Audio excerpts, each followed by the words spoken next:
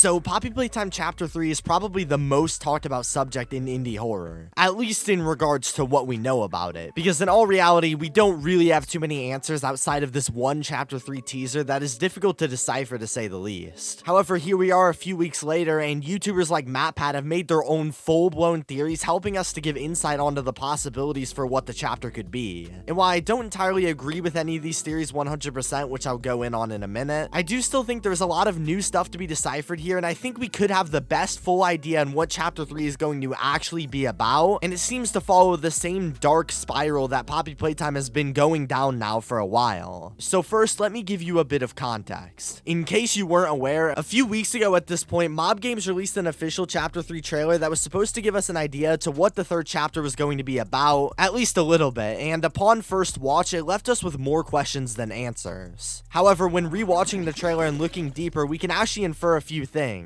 For example, there's this gas mask that seems to symbolize experimentation of some sort, and more specifically, they're experimenting on children who have been specifically rounded up to be turned into live versions of the toys to make them literally feel more realistic when being sold. Anyway, just a couple days ago, YouTubers, more specifically MatPat, started to take more in-depth approaches to this chapter trailer. In the game theory video, they theorized that this new teaser, based on the smoky thumbnail inside of it, represents some red gas that they use against these children to put them under before experimentation. Hence the screaming that we hear near the end of the trailer, and of course, the gas mask. MatPat goes a bit deeper and then theorizes that there's some sort of poppy gas that they're using against these children, and I don't know if I really trust the validity of that theory. And I also hope it's just wrong, because the darkness of murdering children and comparing Poppy Playtime to literal gas chambers is getting so dark that talking about these subjects might start literally getting me age restricted on these videos. But regardless, the thing I want to focus on in MatPat's theory specifically was the importance of Braun in the chapter and Poppy Playtime as a whole. In my last theory video, I claimed that Braun was probably going to be the Chapter 3 main antagonist for two different reasons. For one, he was lined up by Huggy Wuggy and Mommy Longlegs, who we fought in the previous two chapters, making it seem like he was going to be the third antagonist, and also the fact that the mask was suspiciously colored similarly to Braun's own colors in the game.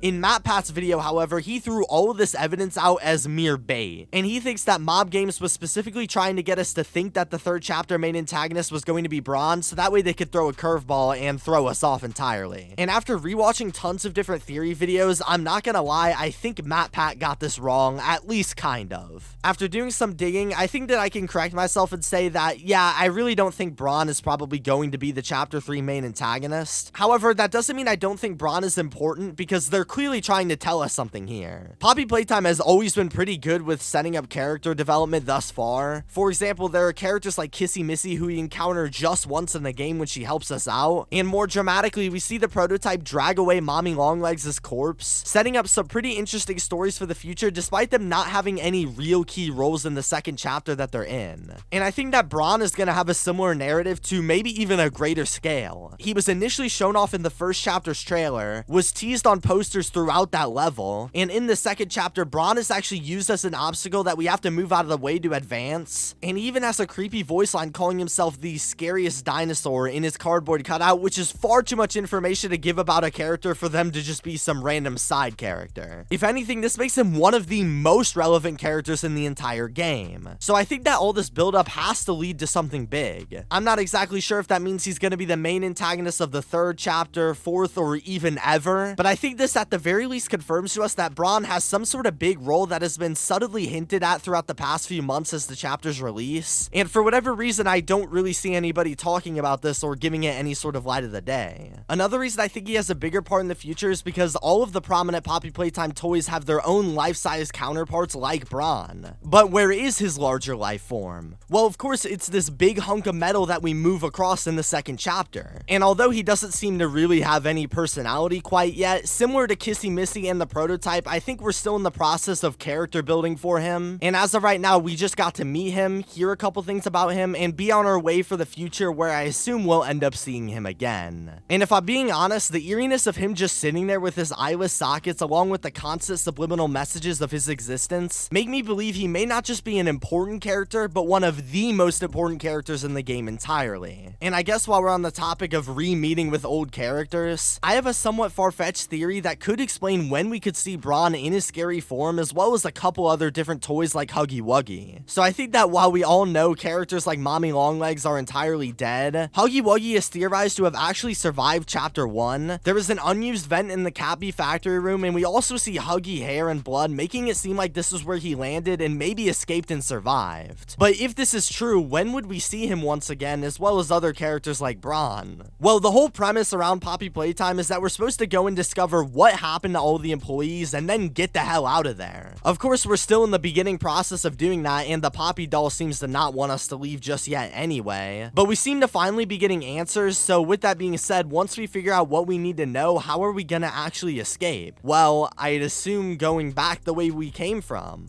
And while I can't give too much evidence because we don't really know anything that far in the future just yet, if we were to try and re-exit the places we were previously, the characters that we've left behind may just be given one more final opportunity to attack us when we least expect it. I don't know, maybe I'm right, maybe I'm wrong, but I digress. Something I do want to touch on again that people talk about a lot as well is the manipulation of the children throughout the factory. Because I'm assuming we're all aware of the fact that they're probably experimenting on children in the factory, more specifically orphans in their own orphanage program. But while for a while all we could do is theorize about this based on some little story clues, this new trailer actually reveals some more physical proof that this is in fact the case. Because if we look over at the gas mask, as MatPat pointed out in his theory, the mask is very colorful, which while I still think it's pointing us towards Bron being one of the next most important characters, it also seems important because it's just so colorful. And the family-friendly looking nature of the mask makes it reasonable to assume that, like back in the days where gas masks were way more common, colorful and friendlier masks were worn around children to make them feel less scared about what was going on around them. So at least in my opinion, that essentially confirms my suspicions that children are what's being experimented on, because it seems like they're using colorful gas masks so that way they're more naive and not scared. So cool, chapter 3 seems like it's gonna be about the children. They have made a huge focus around the kids building up these past couple chapters, and it seems like we're finally gonna discover the darker truths behind Playtime Co. However, while this is all cool and it does progress the story, that's actually not why we came here at all. Remember the note that we got that sent us to the factory told us that we needed to find out what happened to the employees specifically. So while it seems like we're making big breakthroughs to find the dark truth about Playtime Co., we still have so much more to learn about the story and what actually happened to the employees to cause them to disappear. And I also wanted to bring up one more thing that sort of confused me. It is set up throughout the story of Playtime Co. that we used to work for them in the factory before leaving when everything went wrong and everybody in the factory died. But if that's true, this sort of begs the question, did we ever know about any of the shady stuff that made Playtime Co. run? Why didn't we do anything? As a silent protagonist, we really just don't know, and we don't know anything about us as a character. But with that being said, I do find it a bit interesting that we're learning so much about this company as if we didn't literally work for it before. And if we're being honest with ourselves, it would be hard to miss the big train station specifically designed to test children to match with different toys. And although you may argue that they were hiding it from all the different employees, but I find that hard to believe when there's paintings of the train station and we can literally see people observing in their lab coats. Maybe I'm thinking a bit too far ahead, but while we're slowly finding out the truth about this corporation and their successful toys, if you can even call them that, I am still wondering where in the world did the employees actually go and when did things actually go wrong for the company leading to everyone's eventual death. I guess we'll just have to wait for chapter 3 to get some real answers. But it is interesting to think that maybe we're not as innocent as we're made out to be, and it also seems like the company itself is a lot darker than they make it seem out to be as well.